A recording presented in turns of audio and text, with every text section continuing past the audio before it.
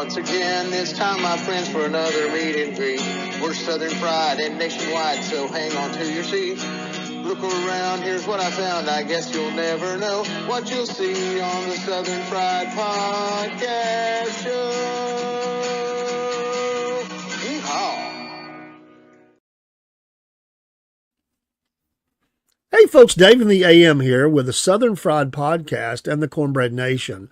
For many weeks now, me and Rob have been telling you about our affiliation with Dubby Energy Drinks. I've been drinking some of them on the show, and I just got in today the powdered version, and this is the Palm Blom version of this. And hey, I tell you that it gives you the focus and the energy without the jitters or the crash. There's no sugars, no fillers, no artificial dyes. So get you some Dubby today. Use the promo code Southern Fried, and you'll get 10% off each and every order. Not only can you get the energy drinks, but you can also get some cool merch items. In fact, soon we're going to have a hat to show you as an example of some of those things. There's shirts and other things you can get as well as containers to mix up the powder and the water into that you can carry with you. We appreciate your support of the Southern Fried Podcast and also of Dubby Energy Drinks. We'll see you again soon. Take care. Hey, this is Dave with the Southern Fried Podcast. Recently, me and Rob were able to go to Fresh Press Farms and do an interview, which we posted on all of our streams. We love these folks. They're amazing. And we are also customers of theirs. I've recently ordered my olive oil that we use in cooking to our home. We love that they're Georgia-based. We love that they're the only olive producer in the state of Georgia. And we love that they're making jobs here for Georgians in South Georgia. We want you to become a part of their family and use their products. They are the makers of homegrown cold-pressed cooking oils. Crafting oil like this means that they capture the best of the olive and the sunflower because they make that oil too. And they have other products that they have out there. It's an amazing company. They like to say freshness is never a question with Fresh Press Farms. They believe that what we put into our bodies should be minimally processed and actually improve our health and taste like the source. Locally produced and vertically integrated, they proudly grow, harvest, cold press, bottle, and distribute their oils in Georgia to ensure top-notch quality and a quick trip from grove to pantry. Please go online and look up their website and order you some too. Support small business, support Georgia business, and we would appreciate it. Thank you so much for listening, and we'll see you soon.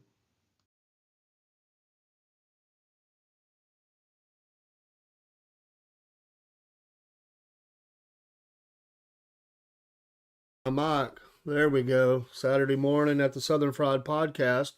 We're glad you're here. We hope you're having a great Saturday. We had a wonderful Friday night front porch with Robert Diamond. I hope you get to catch some of that interview, and had a lot of laughs as well as he steps off in about a week on the Appalachian Trail. And we definitely want to keep promoting what he's doing. Definitely want you to pray for him as he goes out, and if you can help him, definitely do that. I do want to pop this up. This is his QR code for that, and a little bit about what he's doing. I know it's hard to read. We're trying to pack a lot of stuff on the screen, but make sure give him a follow. I mean, he's on Facebook and YouTube, and he's trying to raise some money for veterans causes and stuff. And so we just want to do all we can to help because we're definitely behind that. He's a friend of the program, and we pull that down so that QR code will actually work. But welcome to the Saturday program, and he'll be checking in with us, and you can keep up with what's going on too through his social media and also with us. We're hoping to do some live interviews from the field, and that will be cool. We're looking forward to that, and checking in around the campfire, so to speak, as he's making his way. We're hoping. And he's hoping, and we're hoping as for him to hope, that he can get some interviews around the western North Carolina area. There's still some damaged trails. They have to go around them anywhere from 10 miles to 40. He's hearing it's only 10, but they're saying about 40 miles is destroyed, not fixed back yet. But give him a follow. Robert Diamond. We originally, over a year ago, or I guess it was about a year ago, maybe not quite a year. We hooked up with George Eshelman, who walked the Appalachian Trail, and they had made the movie The Keeper about, and we had got in on that one, and still keep up with his story, and then Robert's story as well. So, yes, supporting veterans and veteran suicide awareness is something that we're always going to be a part of. Well, it's been a great week. We've had a lot of news going on as well with the Southern Fried MAGA. We're looking at, hey, greetings, Long Spear. Good to have you here. We appreciate you. But we're keeping up with some of the things that are going on in the news. Things are happening very quickly. And I think probably about now we're starting to see just a little bit of protest. These will start growing probably. This is where the rocky road of what I thought would happen this year would happen, because when you've lost the election, when you are losing the narrative, and you don't have your voice is not heard the way you want it to be heard, and then they resort to, we're going to turn out in force, and we're going to make threats, and we're going to make it seem like we're being discriminated against, and that's what's happened. And Robert had mentioned last night these senders showing up at the Department of Education, trying to kind of force their way in or talk their way in. They didn't get to it. If you've seen that video, security guard just blocking that door, ho hum, whatever. So it's a media moment, and they're definitely going to be in tow with the media and rattle the sabers and make a lot of noise, and that's what they did. And it'll continue as Doge, as these different committees who are still not seated. They're still not fully seated. They need to get busy. Here we are. Monday will be February the 10th, and we still don't have all the offices. He is nominated for those posts. They've not been confirmed, and that just needs to happen. We got to get busy. There's things that needs to happen.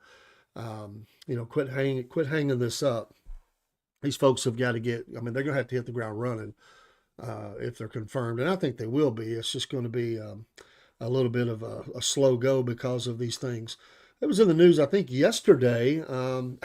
President Trump posting on his own social network, True Social, which we are on as well, and he posts a lot there. But he had posted this some information about removing former President Biden's security clearance. He said that he was done that way, and so he said, "Joe, you're fired."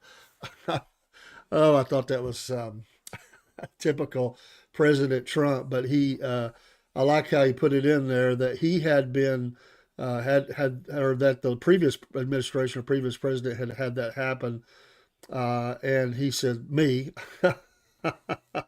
So he ended the post. He said, quote, "I will always protect our national security. Joe, you're fired. Make America great again."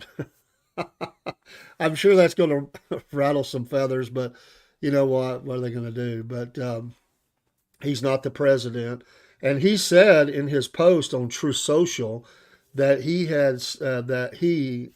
President Biden had set the precedent in 2021, and when he instructed the intelligence community, IC, for the acronym, to stop the 45th president of the United States, me, he put in quotation marks with exclamation mark, me, from accessing details on national security, a courtesy provided to former presidents. So Biden, this article is in Newsmax. He didn't immediately comment, but he ended Trump's intelligence briefings after Trump was accused of helping spur efforts to overturn the 2020 presidential election and cite the January 6, 2021 attack on the Capitol. At the time, Biden said Trump's, quote, erratic, end quote, behavior should prevent him from getting the intel briefing. So that's how they ran that. So this was a way to kind of strike back on that. But oh my goodness. There was some more in Israel. Of course, they're a little bit ahead of us, a few hours. There was more hostages released, 3, I believe, along with, yes, the Palestinian prisoners that have been released back too. These 3 gentlemen, I believe, I've seen pictures of 2 of them. They were in pretty bad shape. I mean, they had lost a lot of weight, look emaciated, and emaciated. They just did. They look like they haven't ate much at all. I mean, they, just enough to keep them alive. Looks like they, a long time and a long time in being held hostage. So they're back home with their families. And in case of one, I think he come back. I don't know if he knew before, but he would come back to the knowledge that a lot of some of his family had been killed in that attack on October 7th. So there's still hostages out there. These three, I do not believe, had any United States associations as far as citizenship, but there has been some of that. I'd like to know an accounting of how many more there are. I mean, how many are there, and what are their condition? I mean, this at the very least should be it should be the right thing to do, and to report those things as part of the Geneva Convention or whatever you're going to call it, or whatever you're going to go by. I mean, just come on, let's get an accounting of what's going on, and work to get the all of these back. Of course, they're playing it out. They walk them across the in front of all the people, and I mean they're just they put them through a pure hell really, as they're going back to Israel. Let's pray for their families, pray for their recovery. Always go back to and we did this. We're fixing to do another. I remember that show. That series is all about things we remember. And the previous one of the deals was what I did. I was on the embassy hostages there in Iran. We're fixing to do one on. We're going to look back at the attempted assassination of President Ronald Reagan. That's going to happen within the next week. But we had covered that. If you remember, some of those. I mean, it was a struggle to really get back going as they being held that long, 444 days for those hostages, and even longer for some of these, and what they've went through in their psychological torture, physical torture, whatever. We don't know the full story yet, and those stories will be coming out. But these folks have been through hell on earth, and it's going to take a lot of recovery time. And some of them are very young. These gentlemen look to be in their 20s, 30s, something like that. But they, some of these young girls, I mean, were barely. And of course, there has been children, but a lot of these were just barely adult. 18, 19, 20, 21 years old, and that's a lot of. There's going to have to be a lot of counseling and stuff to overcome those things. But thank God they're home. I could just always just think of how I would feel if that was me. And let's buttress that up against the story that is turning into really the story with everything that's going on. The story so far in 2025 and of the new Trump administration is this U.S. aid story, where all the money that has just been given over to terrorists and people that just the fraud that occurred. And there was a temporary there's a judge has temporarily blocked those leaves that he put in place. I don't think that'll last long. I think he'll be able to do that. This thing's going to have to be disbanded, and but there has been I mean, billions of dollars that have hundreds of millions of dollars for sure. I don't know about billions, but hundreds of millions of dollars, and it could be because we don't know the full accounting yet of how much money was given over to Hamas. That's just one of the destination points for this. So, I mean, I'm sorry, somebody needs to go to jail. I mean, you're giving money over to terrorists, and I know that there has been in the particular now they've had dealings with the PA or the Palestinian Authority, the former PLO, for decades, unfortunately. But the Hamas as which some administrations didn't want to label as a terror organization. They are, but there were restrictions, doing any business with them or having any dealings with them really, just like Iran or some other North Korea. And businesses know this; they can't do business with that. You could go to jail for that. Your business could be fined hundreds of millions of dollars, or uh, you're going to jail for that. I mean, we have to know. So there are trainings that come out that remind us that we cannot do we cannot have business dealings with these restricted countries or restricted groups. And here we've got these people right here funneling all this money to a terror organization. I mean, when's somebody going to be arrested and charged and go to jail? Um, let's see here. Long spear, yes. Quote here, I find it treasonous what's happening in LA. How can they call themselves Americans and shut down part of a city in the name of foreign country flying its flags on the streets of America? Yeah. I mean, yeah, it goes on and on. I mean, and that's why we attach ourselves to these America First slogans and stuff. It's when what nation on the face of the planet, honestly, what nation on the face of the planet would allow these things to go on? There is none. Nobody's going to let it to go on. And it's just unbelievable the things that we see, and it just shows how sick that there are people in our country, how sick they are. Yeah, none. And you're right. It shows how sick they are in our nation to not only allow these things to happen, but my goodness, to encourage them, to support them. And it's just, I mean, we've known for decades that the Communist Party has had a foothold in not only in America, but in the pockets of certain politicians, and some politicians in certain cities, be they on a city level or maybe even a state level. There has been those, and nobody really wanted to talk about it. They were card carrying Communist Party members. There's there is secret cameras and stuff where people have infiltrated these communist meetings, and there would be politicians that were at these meetings, and in some cases leading the meeting. And sort of this has happened in places like Chicago. That's where some of that comes. It's been years ago, but the influence, and of course that influence in the media and everything else. This is not even counting the Russian thing or the Chinese thing. This is just the other parts of that, but just the Communist Party itself and their move within this in this country, and everybody knows it. It's not a secret. It's just that it didn't get widely reported.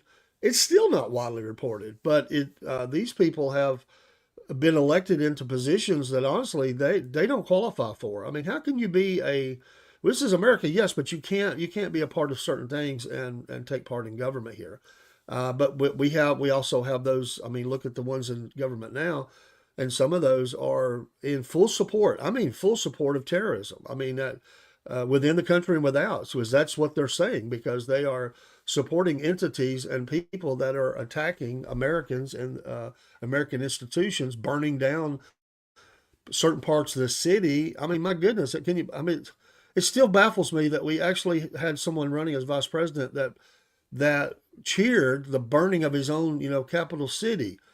I mean, how can how can you have that? I mean, it's really, I mean, it's funny because they talk about, they always want to call the Trump and any follower of Trump a Nazi, a white nationalist, that these are the bad people. But if you look at the people that are saying that, what are they doing? What things are they doing that, basically that shows what they are. And I always say when they run their mouth about conservatives or Republicans or whatever, most of them, not all of them, look at what they're saying, because the things that they're spewing, the hate they're saying that they are, it's really them, and they just cover it up. So we're seeing that, and they have promoted. And it's funny because they always say, President Trump was trying to overthrow the country, and he led to it was his leading of the violence and everything. But what do we hear their leaders say? I mean, their elected leaders in the streets telling the people, to go, to get them, to, go into restaurants and attack them there, to, so they can't have a dinner out, or, go to their homes even. I mean, these people are lunatic, and it's treasonous. It really is treasonous of what we're seeing. And like I said, we got a rocky road because we've got so many in the government, so many in the country that they hate this country. They absolutely hate the country. They hate everything about the country. They hate that there even is a country. They want this country to be torn down and burned down and taken over by every people on the planet. They want to see the United States of America, and there's nothing less than that you can say about it. That is absolutely their agenda. It's been their agenda. they're gonna steal from it as much as they can, and tear down its institutions as much as they can, as long as with hope they'll crumble. Absolutely their agenda, and whoever they are, but we know a lot of the names. And and this digging that they're doing, thank you for that, because it's perfect timing to what I was going to transition to. When Trump and Elon are going to dig themselves, so we can see them for what they are. That is exactly what they're doing. This digging up of factual, with receipts, information that they tried to hide from, restrict access to, and the judge, refused to do that, to block Doge recently. I think within the last 24 to 36 hours, they try to get them to block that.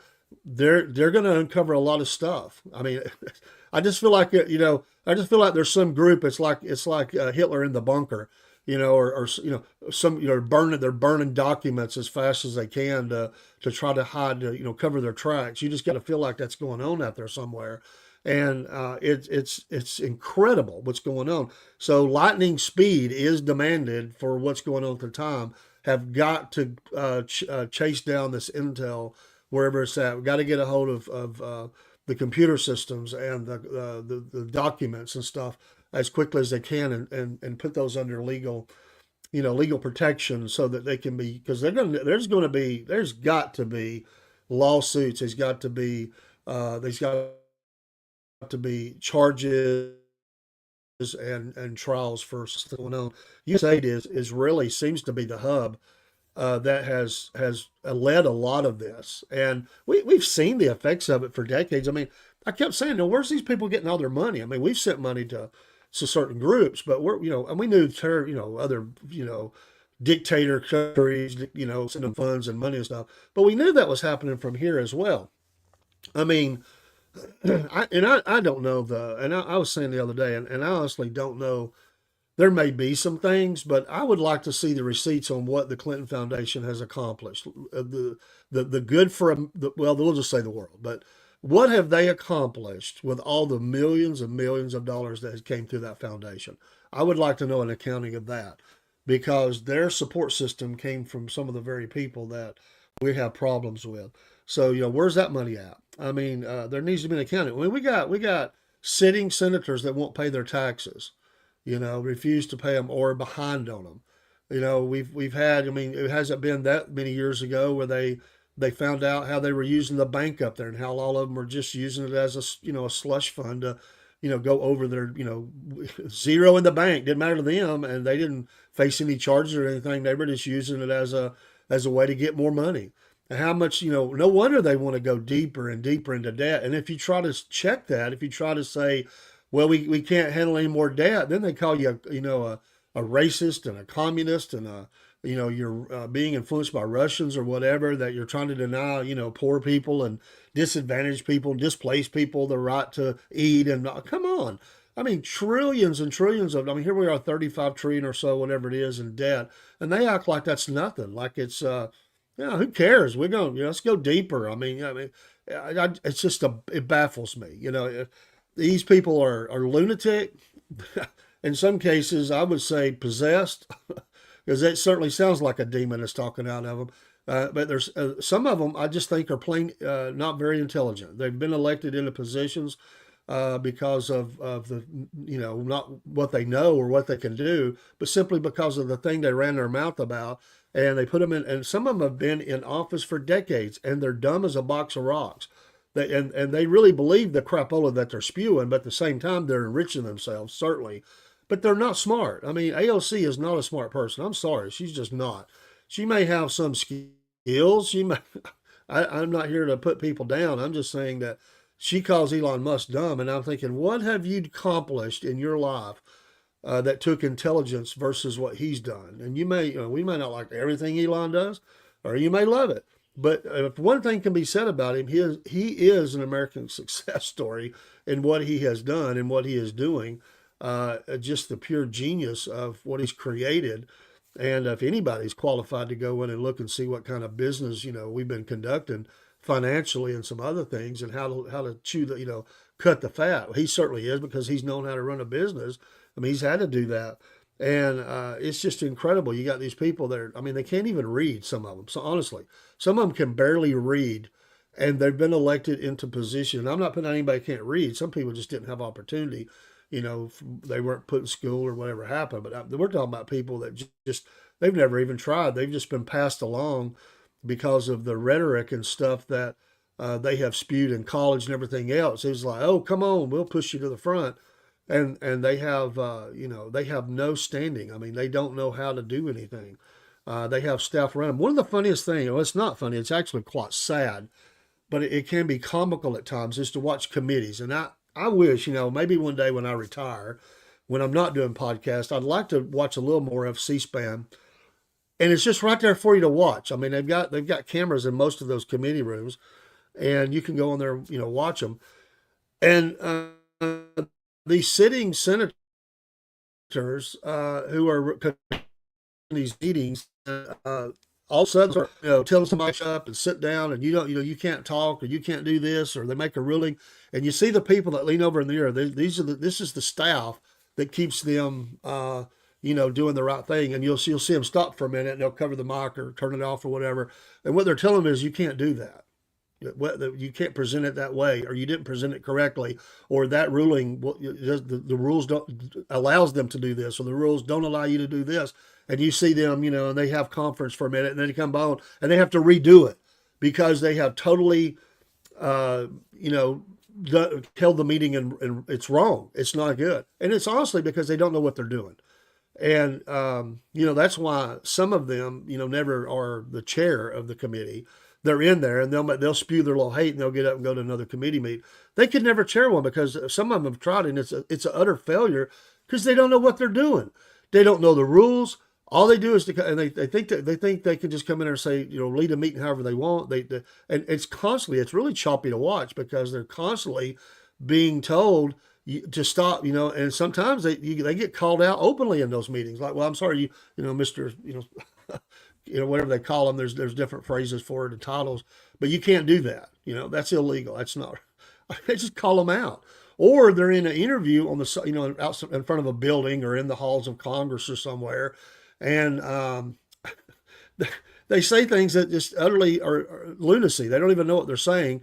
And one of their aides will kind of, give them some information and say, and they'll say, okay, they're telling me that, yes, there was some of this or whatever.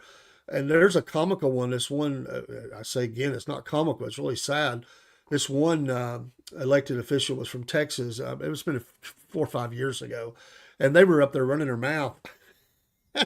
And even the reporter had to say, because they even knew that what they were saying was not true. And they were like, what? When did we start that? I mean, they didn't even know what was going on in their own state. That's what they do. They go to Washington, they go up there. They don't have a clue sometimes what's going on back in their own state. I mean, it's just incredible. But it's the people that vote them in. I mean, these people couldn't get there on their own. And that's why they don't want, really, they talk about voter and, honest elections and voter integrity and, certified election, all this stuff, but they don't really believe in that because they know they've run the numbers. And if you have less people that are voting, and those people that are voting are more for you, well, you're guaranteed to win every time. If you and yes, we had a time in our country when voters were not educated and even not even allowed to register to vote. It's a sad blight on the history of our nation. But we have certainly moved past that, or we should have. But now it's flowing the other way, where sometimes people can't, they're trying to mislead the voter, and and try, even in some ways, discourage them from voting. And then they just run those numbers, and they know if they get a certain percentage that comes out, and that certain percentage is, especially in the cities, if they know if they got their block coming out, well, they ain't never going to be voted out. And some of these people have been in office for 50 years or more, maybe even 60. And this happens on both sides of the aisle, and those people have been in way too long. And it's, come on, Mitch McConnell, come on. I mean, seriously. I mean, who likes that guy? I mean, how does he keep getting voted in? And sadly, his health has taken a turn, and we wish nobody ill health, and we wish him. I don't mock the freezes that he has. That's unfortunate. But could we just, Dianne Feinstein went too long. Absolutely. Bernie Sanders is there. I mean, come on. I mean, this guy needs to move on. Joe Biden was there. There are others like that that are not. They've lost some of their mental acuity. Either they don't have the sharpness of mind, memory, and everything. Even with a great staff, by the end, Dianne Feinstein was not really doing anything. The staff was doing it all, and even placing votes in her name.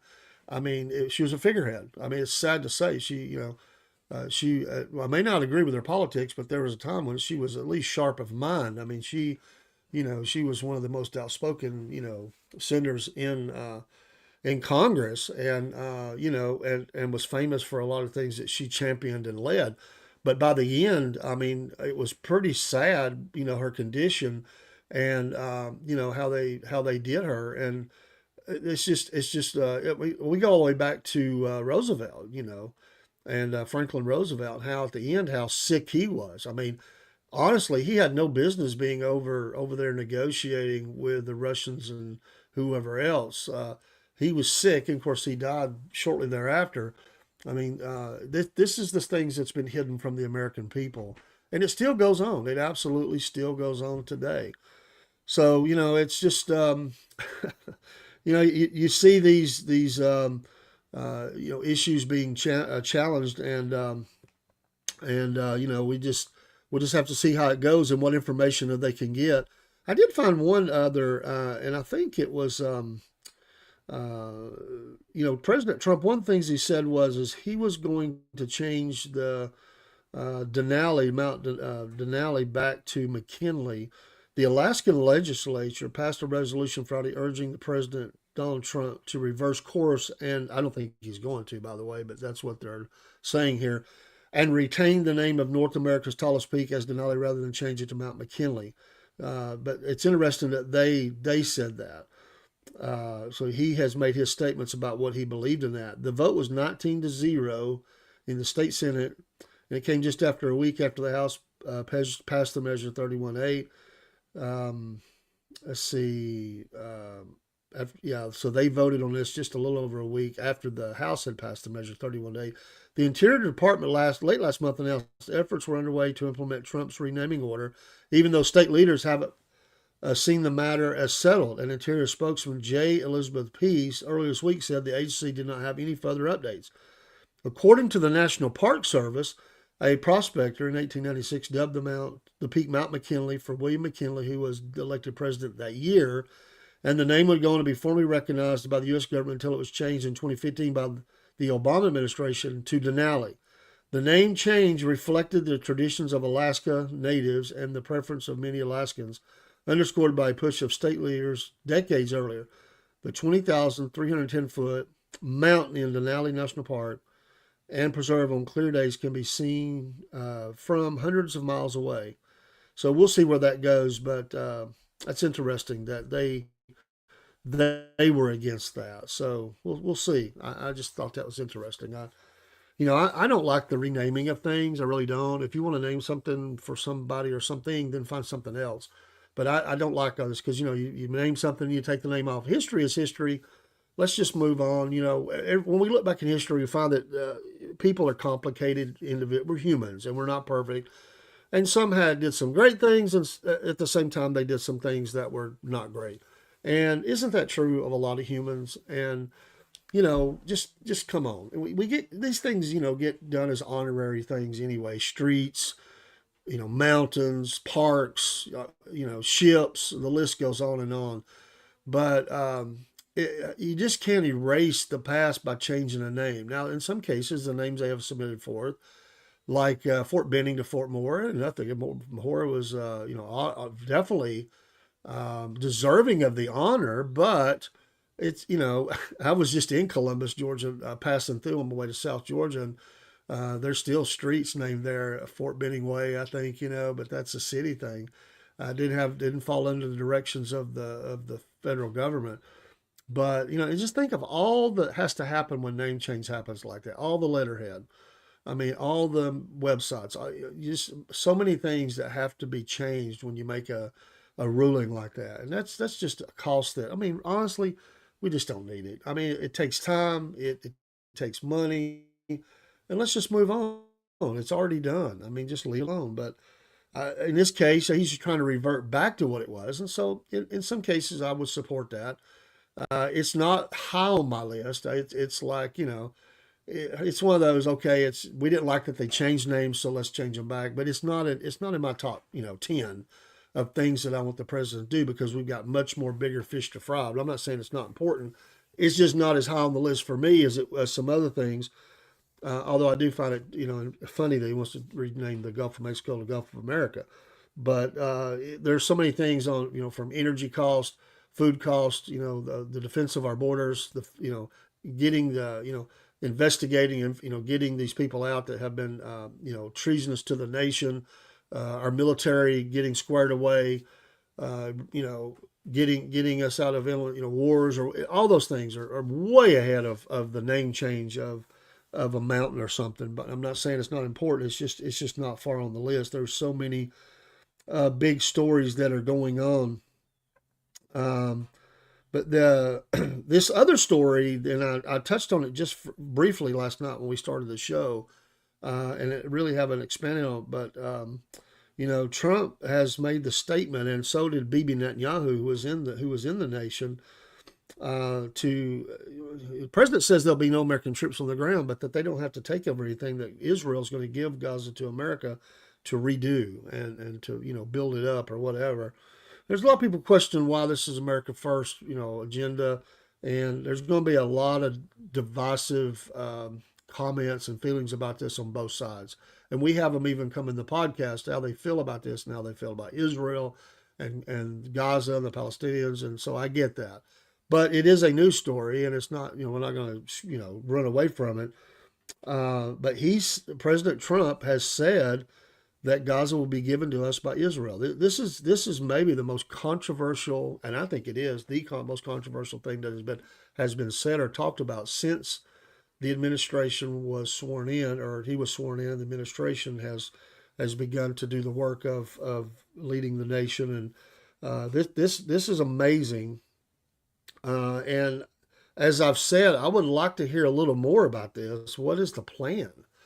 Um, in this article that's on Newsmax by Sandy Fitzgerald, there's a part of this article that says it's been perceived that the United States would view it as a real estate transaction where we will be an investor in that part of the world. Trump told reporters at the White House Friday while speaking alongside the giant. And I talked about this just briefly Friday night. He said there's no rush. I'm paraphrasing. I'm not reading it word for word. And we would not need anybody there because of the Israeli presence. This I don't know. Call me crazy, but knowing the how volatile that region is, and knowing how the Arabs are going to respond, and many other nations, including possibly China and Russia and others, and again, we want peace in that area, and something's got to happen with Gaza. And I trust the president. I'm certainly not criticizing him, but I'm saying that this could be a hot potato, and I don't think just could be. I think it is, and it's one of those they're going to have to be very careful. This is going to be seen as Israel working with its proxy in America to just take over land, and it'll be under Israeli control forever, and da da da da da. It's going to be a lot of with everything else going on. This has not gained the traction yet that I think it will be. He said they're not in a hurry, so it's something that's going to it's like you've ate a good meal, and it was spicy night. You ate something spicy, and it's taking a little while to get really fired up, but the fire is coming, and I think we're going to see that with this story. I just cannot believe this, because this one not only involves our country but involves Israel, which is always there's always issues there with the world and how they view things, and this land which has been, I mean, my goodness, fought over for so long, and in the modern era going back to the British Mandate. And then the talk of the two-state solution, which I've never believed was going to happen for various reasons. But the two-state solution, the UN, rulings on this, 242, or I think is what I'm 240, 242, something like that. And I went and read them. I went to the United Nations and read those, and they always quote those in articles and stuff. And they could have had a state. Yes, they could have. They did vote. They didn't want it. They wanted all of it. And it's just been, 50, 60 years of hell. I mean, honestly, of what is going on in that area. There was the Oslo Accords and different accords that have taken place. There was the Land for Peace. There, the pullback and a portion of Gaza that Israel was on, and those pulled those people out and turned it over. And what really escalated this was the rockets are being fired over the border, and then yes, the killing and taking of hostage of Israeli citizens from their land. And this is ugly. And I know he's trying to lead, and I get it because be a statesman's not easy. And he's as Bibi said, Bibi Netanyahu, Prime Minister of Israel, he said this was a bold, fresh look, something to that effect, a bold, fresh new idea. Excuse me, that he thought that had some possibility, but people are going to say, well, you just want to. They don't like. There's a lot of people don't like him anyway, and they're going to say, well, you just want to take over the land anyway because the presidents forever, like Obama and Clinton and others, have and Biden as well, have criticized the work in the supposed disputed lands, the territories, and UN has deemed any business out there to be come from occupied land, and they've tried to hurt business there, and of course these hilltop settlements that are usually started by a shipping container and 3 or 4 families that go out there heavily armed because it's dangerous, and they start up a little community. In some cases, Israel has shut those down. In many cases, they've turned a blind eye to it.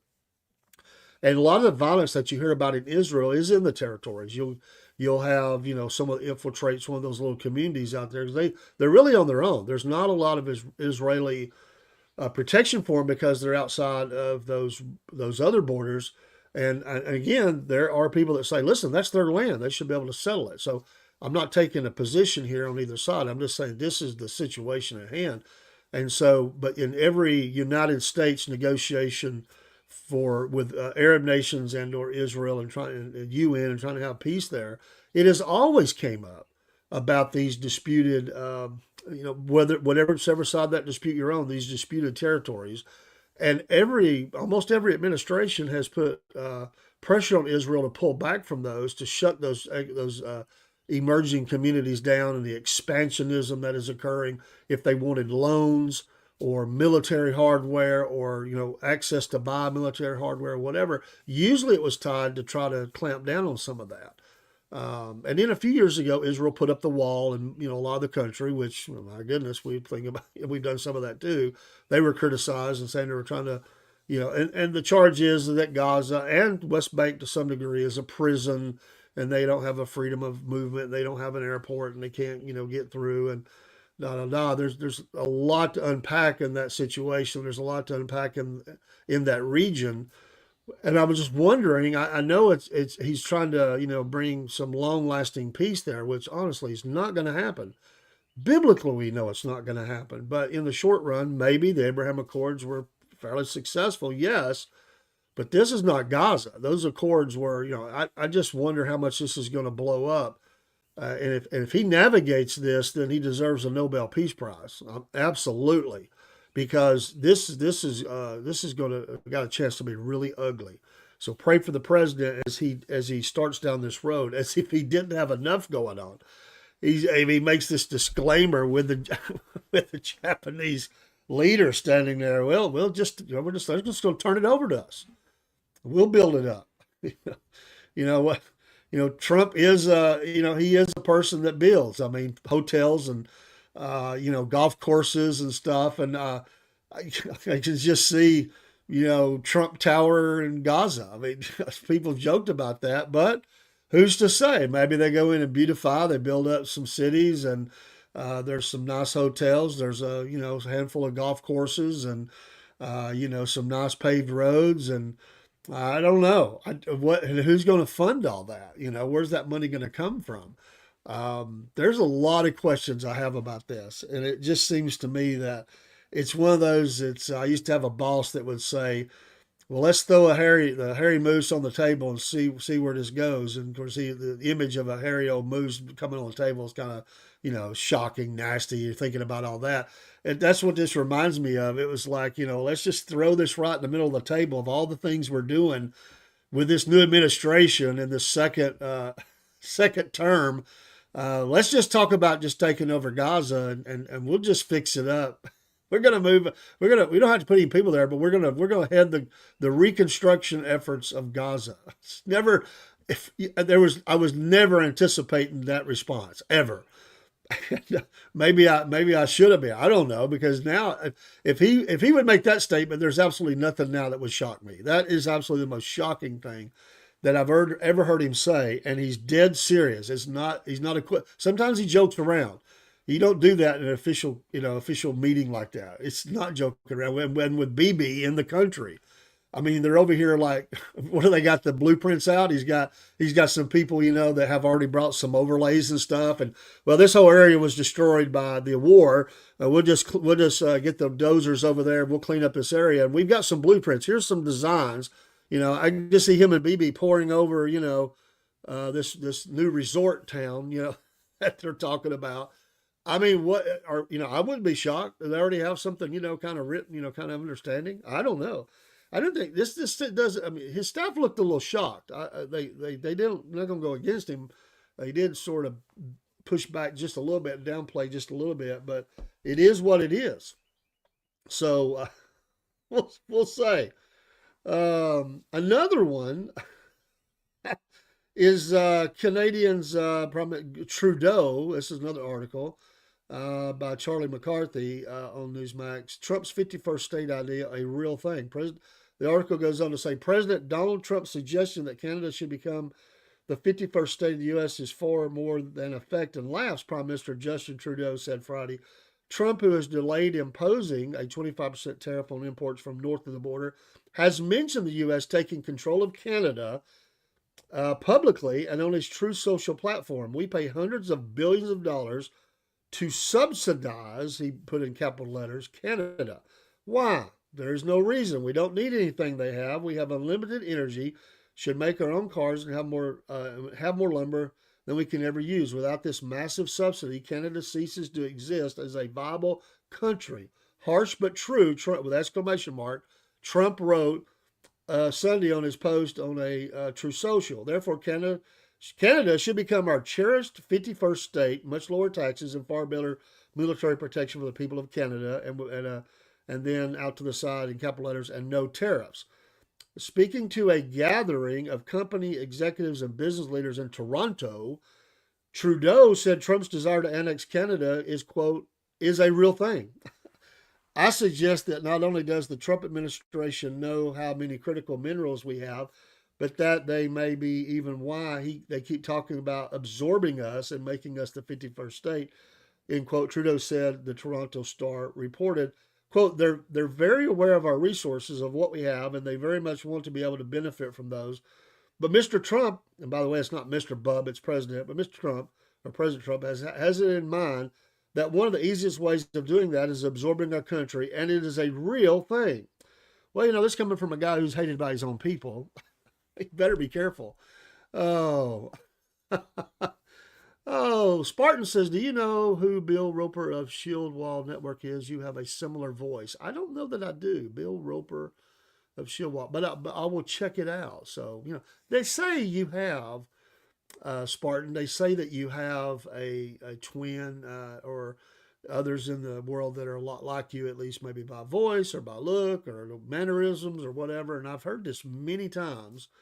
So far, I have been someone's uncle from Kentucky. Now, I had a beard then. I was someone's uncle from Kentucky with a perfect voice inflection of their uncle. They were in utter shock as I walked in the store. I had to show them my ID to prove to them I was not their uncle. I have been told that I was a deputy sheriff from a city north of where I live. They want to know why I was not at work, and I said I'm not the deputy sheriff in that city. Another guy, I think, who had a business, maybe a plumbing business or something, and that one was not far from me, within 20, 25 minutes where I live, maybe even just 15, 20 minutes. So, well, I doubt you share his political views. Well, probably not, but You certainly have deputy sheriff energy. Well, I don't know. We'll see. But you know, sometimes your voice. Thank you for that. Sometimes your voice, it changes over time too. When you get some age, it's when you're a kid, it's just squeaky, and and all of a sudden your voice changes for us guys, and it gets deeper, and you can affect that voice over years. This is a great interview with Billy. Okay, I'll check that out. Uh, you know, you depending on if a person was a smoker, a drinker, or both, they can affect the sound of their voice. As you get older, you sort your vocal cord, you wore them out, and so voices can change and stuff. Yeah, don't smoke hurts your voice. I don't smoke, and I don't drink. I never was a smoker, and back in my young days, I did drink some, but that's been 30 years ago or something. I did like a good cigar back in the day. For a while, usually what I don't know. My father-in-law he liked cigars. I think I picked it up from him. I do like the smell of them. I won't lie. Especially good English tobacco. It smells great. I used to be a reenactor, and all those guys with that great English tobacco smells great as it floated through the camps. But no, I don't smoke, and it is bad for you. It's bad for you. It hurts your voice, and it's bad for your body. But I don't judge, and the people that smoke, that's their business. That's the beauty of America. I mean, I know people say, well, it's a drain on our economy, and everybody's having to pay for the medical care for people who smoke. Well, my gosh, we're paying for all this other stuff too, and nobody's complained about that. Maybe we will now. Maybe we will now. So Trudeau. It's funny that he's pushing back on President Trump about this. Because his standing up there is in trouble. I mean, he's trying to hang on. This guy is. I don't think he's long for the job anymore. And I think him trying to match wits with President Trump is not going to end well for him. So, um, do I think that Canada is going to become the 51st state? No, I do not. But I think he's putting things out there to keep Trudeau, on just let him hear some stuff. What we can do. He's like Reagan. Reagan would throw stuff out and quib, and people would take him serious, and he was just joking around. But then sometimes he was dead serious. So you had to figure out which. I see here. When I was 16, I got drunk. There's a lot of people that could start a story like that. I was 16, I got drunk. My voice got a lot deeper in one day. It was great. The ladies liked my voice, but yeah, alcohol is not something I care about now. Smoking weed has been harder to kick. Well, that's big across the world. I mean, yeah, it's big across the world, and more people are probably transitioning to that than some of the other. You know, is does weed fall under the sin tax? I'm just curious. Does it fall under the sin tax? Alcohol and tobacco, they're taxed higher than anything else with the supposed sin tax. That it's a sin. So we're going to tax it to death because they know people will continue to buy the products. They say it's to make them quit. No, it's not. They know people that are like it, or they're addicted to smoking or whatever. They're going to keep smoking. They're just going to pay more for it. And so, really, to me, they're punishing them for their addictions, and getting some tax money off of them, and with a supposed agreement that it goes to help pay back some of the medical care and da da da. Maybe that does happen some. I'm not disputing that, but I just wondered, with the legalization, as it's sold in some states, dispensaries and all, is there a sin tax? I'm not joking. I'm just legitimately asking, is there a sin tax on weed? I've not heard of one because Georgia is different than a lot of states. But now I am 100% clean. I'm decent with a rifle. Big advice: do not smoke weed, even if it is legal in your state. The state will go after you if you own firearms. That's a very important quote right there, my friend. Uh, there is, of course, we know that our nation here in America is very much, a lot of it, not all of it, but a lot of it is anti firearm. And with some things that happened in the last few years, and one of them is, and that's a great quote about that. that people don't think about. Another thing is the mental aspect. Remember with all those shootings and the people that had mental issues and stuff, and they were pushing that there need to be mental checks, which I understand that if someone's mental to the degree they schizophrenic and they can't function, barely function in society, they're kind of in and out institutions, they probably should not own a gun. But in the hands of a people who are have the fraud that a lot of our leaders have up and down the line in a lot of states, would they use something like that to deny people their weapons? And I say that absolutely could happen. It does happen. I don't think it just can. I think it has happened. I think it could be expanded upon. It's another way that they see to get guns away from citizens. Is because anybody could be labeled in a moment where you're extremely frustrated and you hear people say statements like, "I was just so angry, I just lost my head, or I was out of my head for a minute, or whatever." Could that be used at that moment to at least take your weapons for a review until you get a mental health checkup and a review of your ability to own or not own guns, and how hard would it be to get them back, even if you passed that mental review, and how much money would it cost you, and who would make that determination? Do you have to pay a lawyer to get you back in front of a judge to do it? Been my concern for some time, and that's the way they always operate. They take something that probably needs to occur on one level because yeah, we don't need people that are hearing voices or whatever. I mean, out here, being walking around with something. But then they take that and they go, oh, well, we could just apply this over here to Mister Hunter, who who got in an argument with his wife, and he tells the officer, he said, "We're good. I just we got mad, and I lost my temper, and I kicked I kicked something, flipped it over, and I slammed the door, and da da da." This happens in America a lot, and they say, "Well, you know what? Could you just be? We need to have you, because we're going to have to take your weapons because until you can prove that you're mentally okay to take them, if we leave them, we could get in trouble." This is where it goes, and we're gonna put them on a hold. Do you have any? We're gonna put them on a hold, and we're gonna take those weapons, and you'll need to go and get. And they probably will have restrictions on who you can go see. It would be somebody that they would require you to see. And I just see that as being a problem. They've outed gun owners. They put their addresses out on the internet and stuff, and I mean basically made them targets. But yeah, that is a great point, Spartan. A great point. And I'll tell you another one. A friend of mine, we don't work together anymore. I think he still works for the same company, but it's not in my location.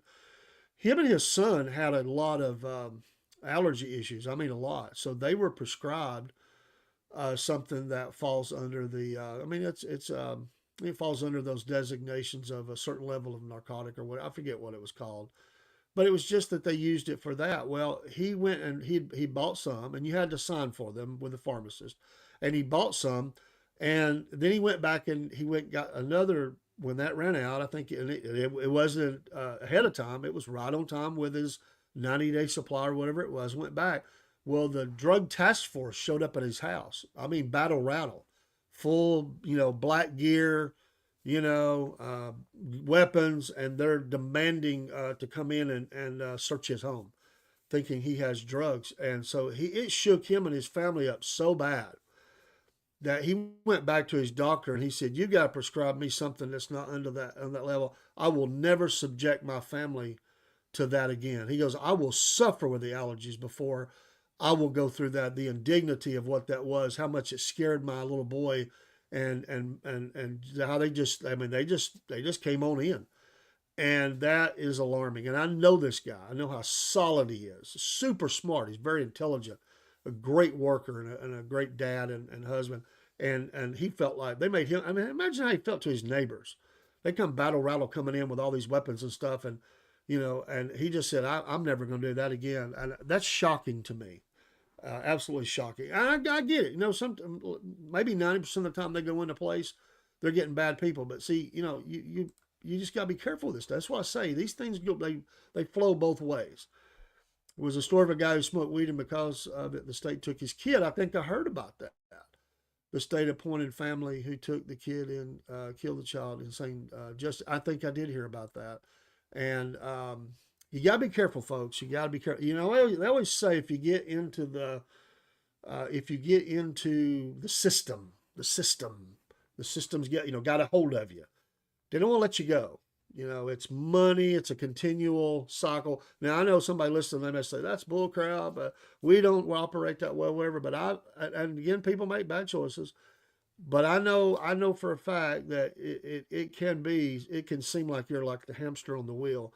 And you have to have a lot of help to get out of that. I mean, it's like every way they can, they're trying to trip you up and keep you in that system. More money, more, there's, let's find a way to pick them back up. Then we can violate, they violate their parole. And that does happen, yes, but there's good people that's been caught up in this and they just can't get out. And we've got a huge problem in this nation with CPS. A huge problem. It's not been good. And hey, listen, I know there's been some good people involved with it. I've dealt with some because I'm raising a grandchild, and I've known those that were in our corner and working hard, but I've also seen some bad. And there's in my area there has been massive failures where children did die because of over understaffed and too many caseloads, and honestly they just didn't have anything to, they just left them in bad situations. And but at the same time there were others that were taken out of probably good situations and because of something, and placed into bad situations. So that does happen. That is a great statement there, insane injustice. I'm going to remember that. It is insane injustice.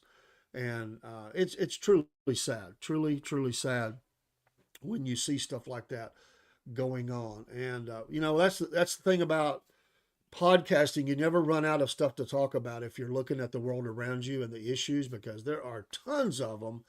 And when you start drilling down into some of them, and you get into down where the rubber meets the road, as we say, you hear some ugly stuff. There's another one is people who have been accused of but innocent of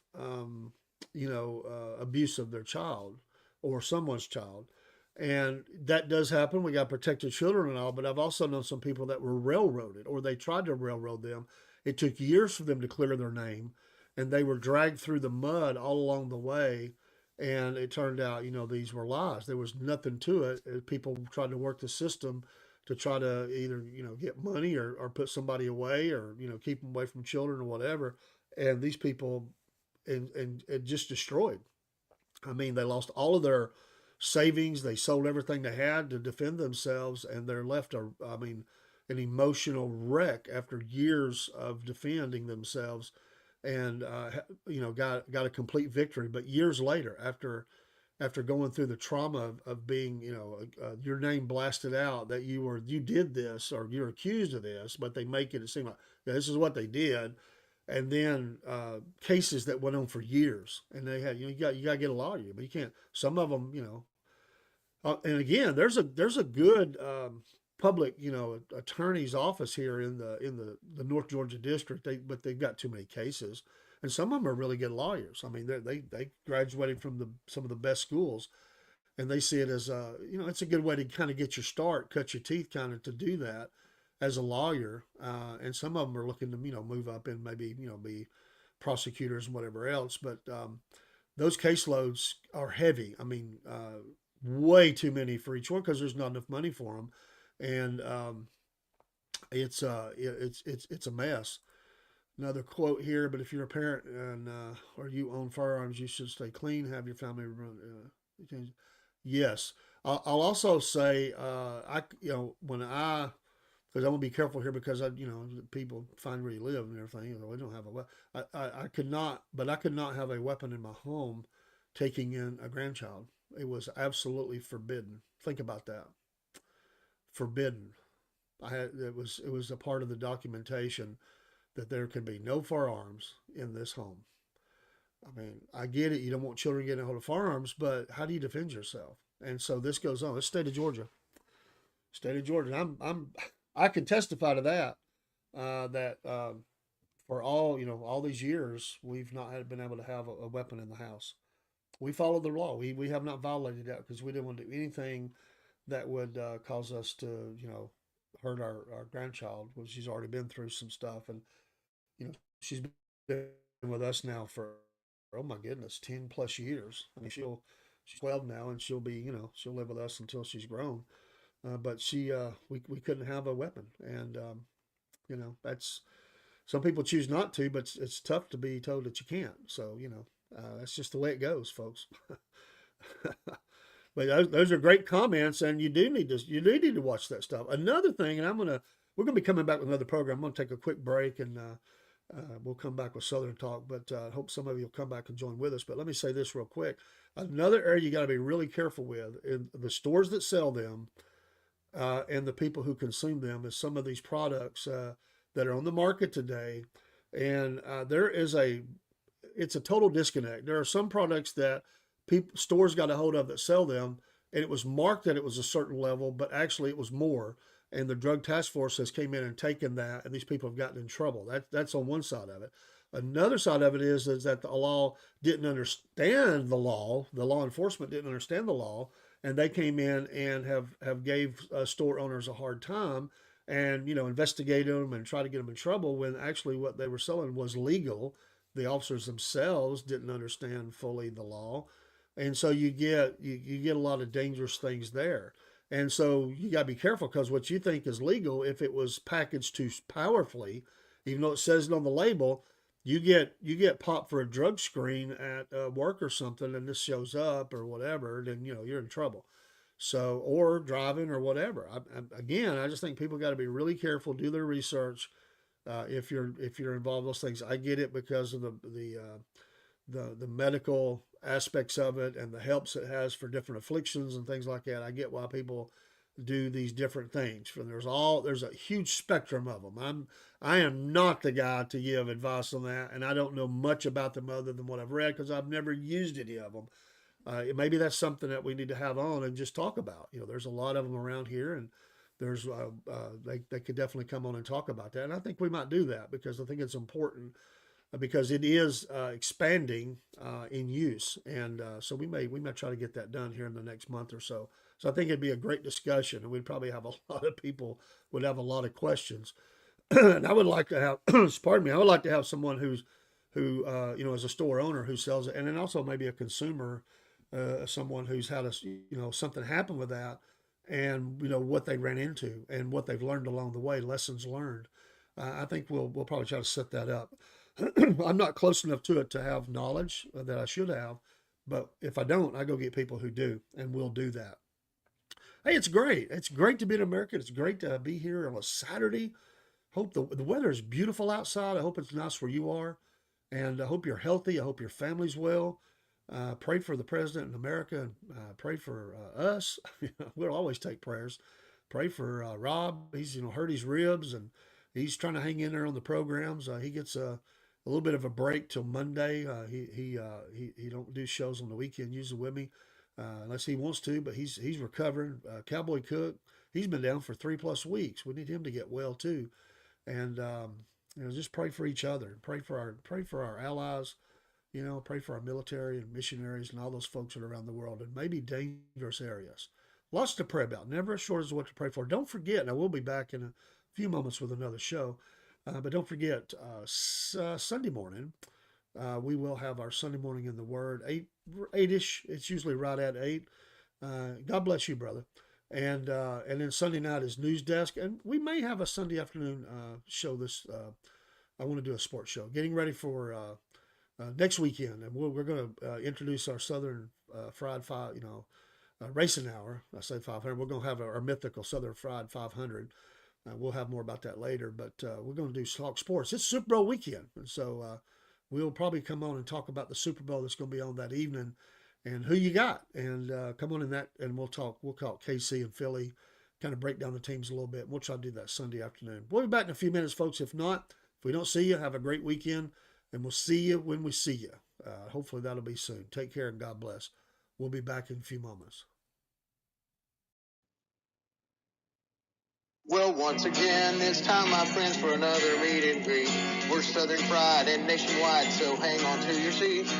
Look around, here's what I found. I guess you'll never know what you'll see on the Southern Fried Podcast Show.